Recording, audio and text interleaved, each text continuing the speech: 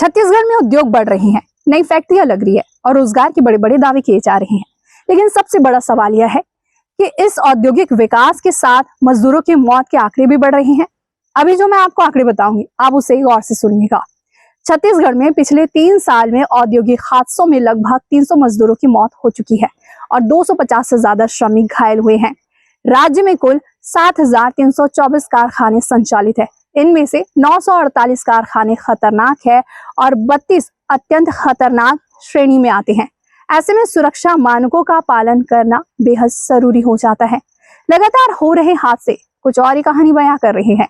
14 अप्रैल को सक्ती जिले में स्थित वेदांता पावर प्लांट में बॉयलर फटने से बड़ा हादसा हुआ, जिसमें 23 से ज्यादा मजदूरों की मौत हो गई और 16 से अधिक घायल हो गए।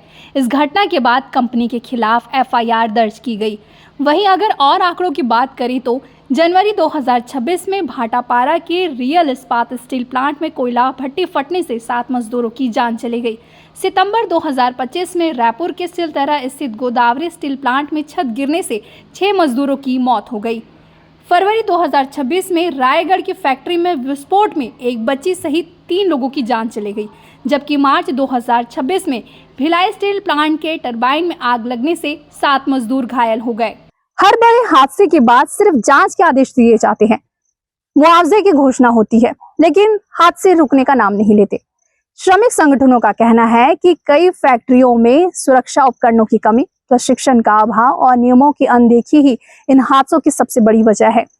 सवाल यह है, क्या मजदूरों की जान सिर्फ एक आंकड़ा बनकर रह गई है?